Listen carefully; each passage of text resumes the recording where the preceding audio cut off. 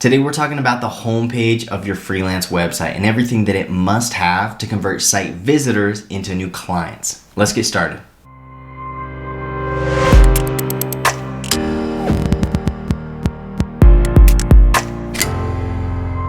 What's going on, guys? This is Peyton Smith and welcome to another video. If this is your first time on my channel and you want to learn how to grow your freelance business through web or graphic design, make sure you click subscribe down below so you don't miss a thing. Before I jump into all the different parts and pieces of a successful homepage, it's important that we keep in mind two different kinds of prospects when building our homepage. Now, these are the two types of people that are going to land on your site, and we need to make sure that we are gearing our new homepage towards both of these types of people.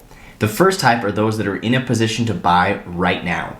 They know what they need, they know that you offer what they need, and they're ready to give you their credit card and dive right into a project. Now, this is definitely my favorite type of prospect, right? They're easy to close and they're ready to get going right now, which takes very little work from us to get the project started. Unfortunately, not every prospect that lands on our website is going to be this ready to buy. Statistically speaking, it's actually less than 1%.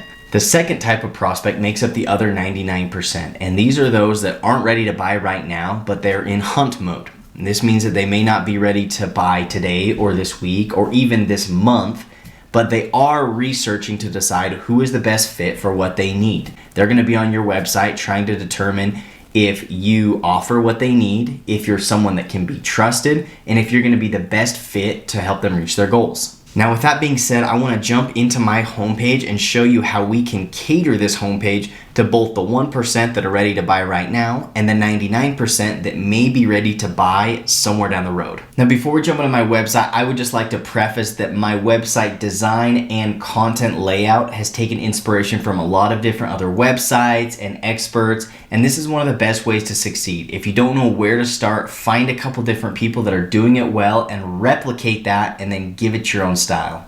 So the first thing that you're going to see on my homepage is something we call a minimum viable offer. And what this is an offer that is geared towards the 99% of people that are not ready to pay for your services right now. This needs to be an offer that adds enough value that downloading it is an absolute no-brainer for anybody that lands on your site. This free offer of 5 critical mistakes to avoid when buying a new website is going to catch their attention and help them see, hey, before you spend any money on a website or a web designer, you need to read this article, which is going to help you avoid 5 critical mistakes that could cost you a lot of money and a lot of time. Now, this minimum viable offer is extremely critical because without it, you're going to miss out on the 99% of people that are not yet ready to buy. We're going to talk about this later in future videos, but it's important to remember that every single person that signs up and downloads your minimum viable offer, you need to maintain contact with them throughout the entire decision-making process. A lot of people will just be starting their search for a new website, and if you can be the one that adds value right from the get-go and maintains that contact, by the time they are ready to purchase a website, they're going to trust you more than anybody else. So that is the basics of your minimum viable offer, and I hope you can see how important it is to not exclude the 99% of people that are in that search mode, because without a minimum viable offer, they're going to land on your website and realize that all you are offering is for them to sign up for a project or get a free quote, and that's going to be too quick for them, and so they're going to end up leaving your site. So make sure that you have an offer that makes sense to any type of prospect. That way you can, at the very least, collect their name and email address and continue to make contact with them through emails. Now, the next thing that I want to touch on briefly is your main offer. Now, this is the offer that is still going to appeal to the 1% of people that are buying, and it also may extend to an extra 5 to 6% of prospects because of the value that you're going to add. And for me, it's a free growth call. Now, we're going to talk about this in the last video of this series about everything that you need to include in this growth call to make sure that people are incentivized to sign up and show up for that call. This growth call is the most effective way for you to start any project because it's going to allow you to break down the walls that the client may have up. That way, when it is time to send a proposal, they already know you and trust you, and the chances of them rejecting or ignoring the proposal are going to go way down. The first thing that you're going to see after my offers as we scroll down is a list of a couple clients that I've worked with recently. Now, I like to use clients that are more well known to my target audience or to my location, just to make sure that people feel comfortable knowing that these are the clients that he's worked with. He must do a good job. Now, if you don't have any clients yet, that's not a problem. But as you grow, you're gonna wanna make sure that you display those logos on your site to increase the trust and social proof. Every prospect has to go through this process of finding our website for the first time and getting all the way to the point where they trust us enough to give us their credit card and work together. Now, this process doesn't happen overnight, and we can't help them get to this endpoint by simply listing the types of services that we offer. My headline says, everything your business needs to succeed online. We do want them to know that there are benefits that come from working with me, rather than just saying, this is what we do or our services.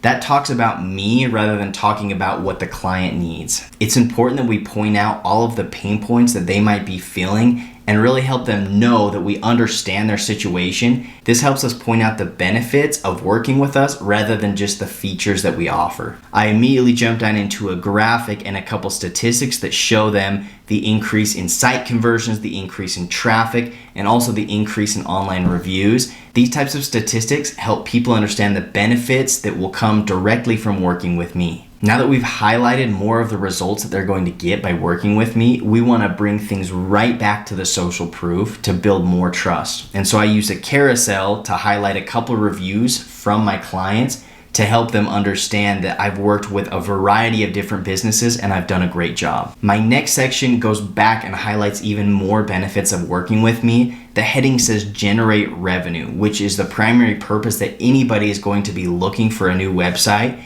And then it breaks down exactly what I do to get those results and generate that revenue. I love this section because it allows us to take all the different things that we do and put them into one simple package to help the client feel like this is something simple, straightforward, and effective. We don't want to get too complex because this can confuse the client and also make them feel that it's going to be far too expensive for them. And then once again, we're jumping back into more social proof with a couple of video testimonials. You can see that we're kind of doing this dance where we jump between benefits and social proof and more benefits and social proof.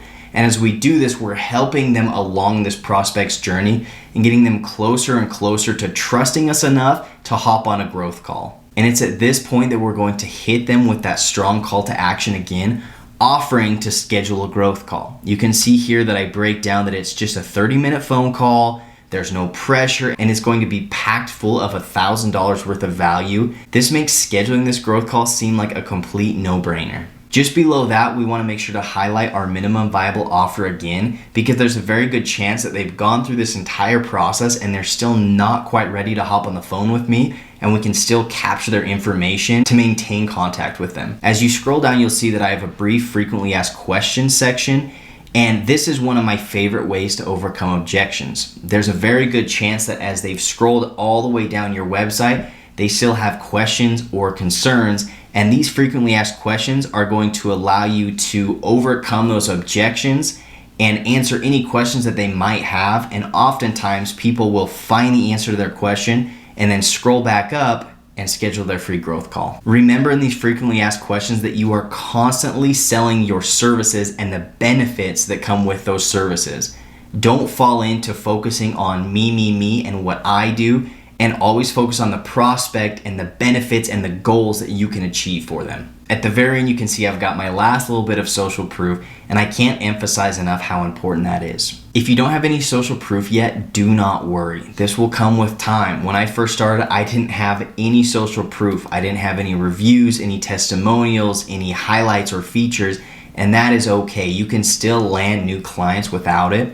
But if you're looking for a quick way to get a little bit of extra social proof for your homepage, set up a Google My Business listing for your freelance business and ask all those that are close to you to leave an honest review of the work that they've seen you do. Then as you take on more and more clients, make sure that you ask them to leave reviews for you as well.